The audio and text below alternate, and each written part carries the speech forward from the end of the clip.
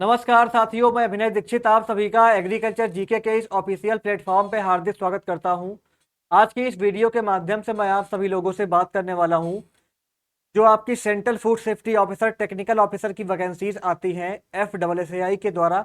इसके बारे में इसकी वैकेंसीज इस बार कब तक आ सकती हैं, इसके बारे में कंप्लीट इन्फॉर्मेशन मैं आप सभी को बताऊंगा। इसके अलावा मैं आपको बताऊंगा कि इसकी जो प्रीवियस वैकेंसियां थी वो किस टाइम पे आई थी। तो प्रीवियस वैकेंसियों को देख करके आपको एक आइडिया मिल जाएगा कि इस बार वैकेंसियां आपकी कब तक आ सकती हैं। इसके अलावा प्रीवियस टाइम में एलिजिबिलिटी क्या थी ये भी मैं आपको बताऊंगा, और आपकी लगभग कितनी वैकेंसियां इस बार आ सकती हैं इसके बारे में भी बात करेंगे। चलिए स्टार्ट करते हैं और आपका बात कर लेते हैं प्रीवियस टाइम में वैकेंसियां जो थी वो आपका कितनी आई हुई थी। तो यहाँ पे आप देख सकते हैं ये आपका प्रीवियस वैकेंसी की PDF है।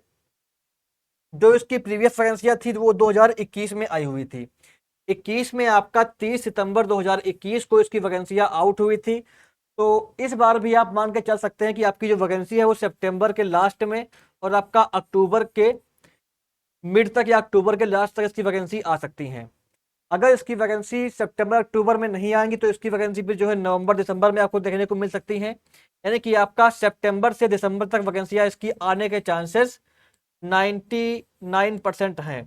क्योंकि जैसा central food safety officer technical officer का जो एग्ज़ाम होता है फसाई के द्वारा, इसका जो ट्रेंड रहा है इसकी वैकेंसियां हर 2 से 3 साल के अंतर पर आती हैं।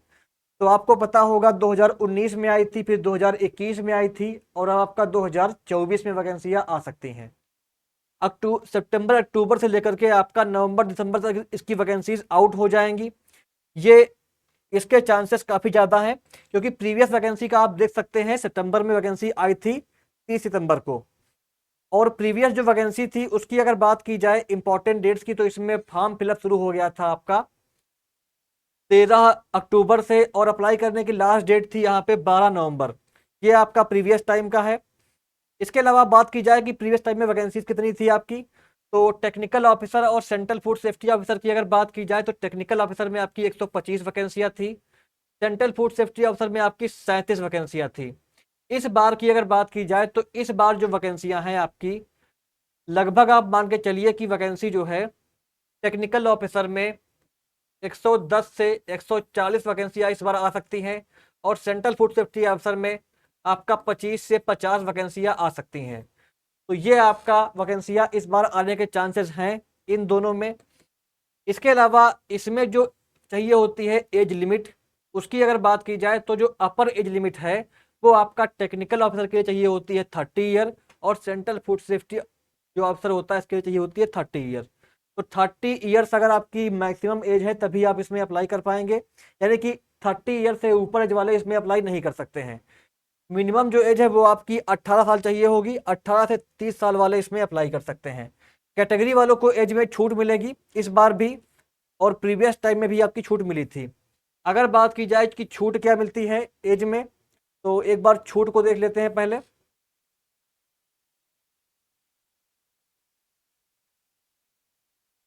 यहाँ पे आप देख सकते हैं जो आपका एज लिमिट होती है उसमें छूट की अगर बात की जाए तो SC और ST को छूट मिलती है 5 साल की।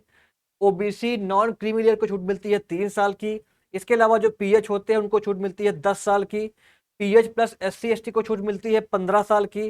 PH प्लस OBC को छूट मिलती है आपका 13 साल की। तो ये आपका एज में छूट हो गई 18 से 30 साल में। ये आपको छूट भी मिलेगी अगर आप कैटेगरी से बिलोंग करते हैं।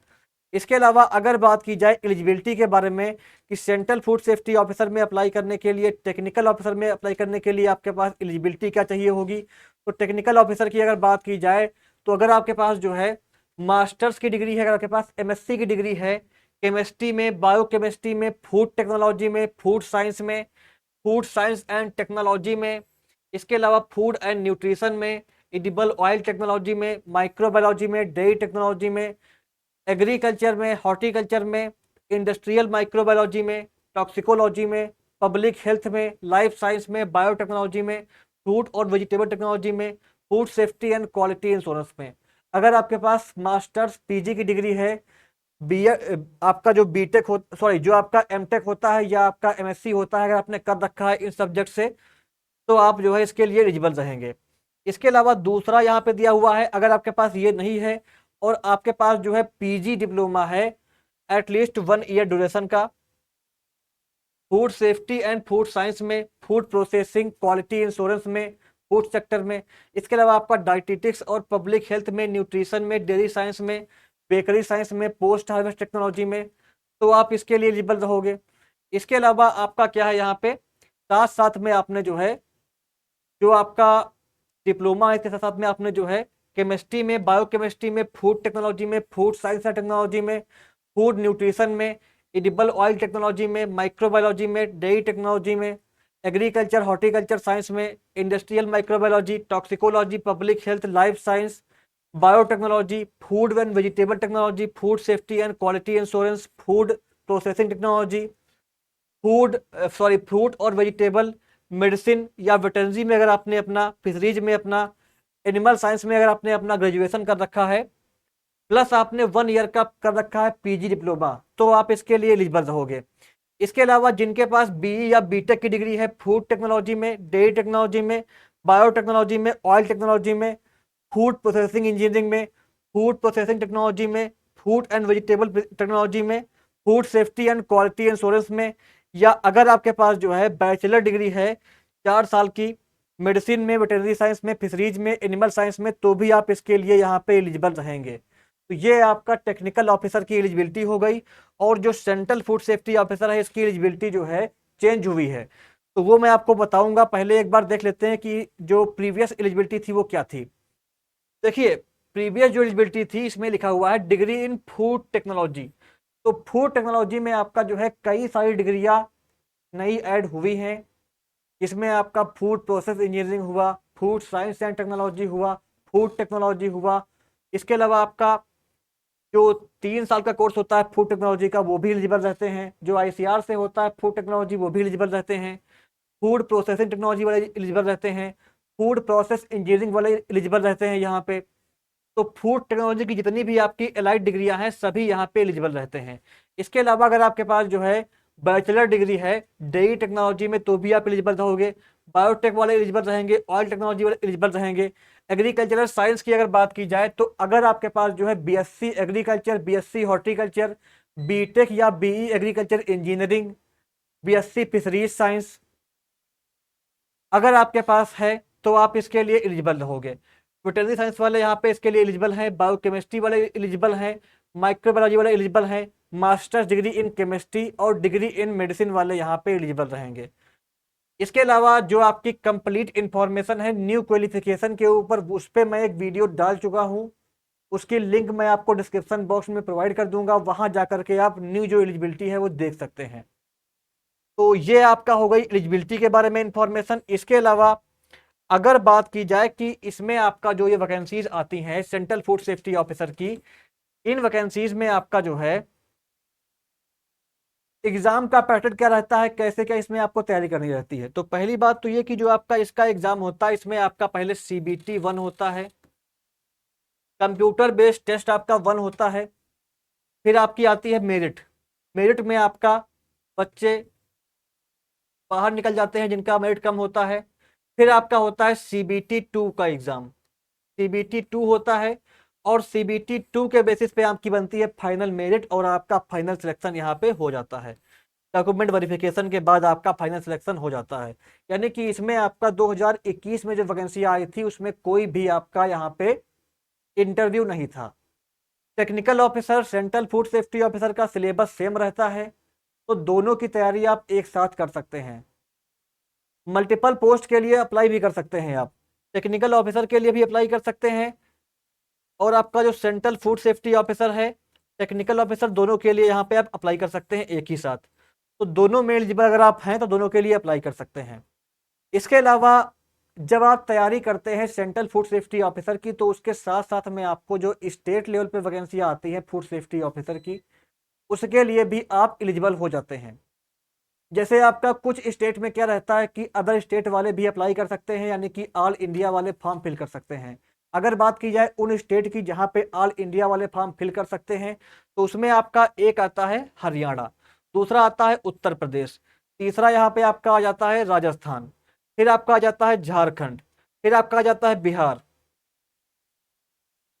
तो जो आपके ये राज्य हैं, इन राज्य में क्या रहता है, ऑल इंडिया वाले फॉर्म फिल कर सकते हैं। आप किसी भी स्टेट से बिलोंग करते हैं, आप फॉर्म फिल कर सकते हैं।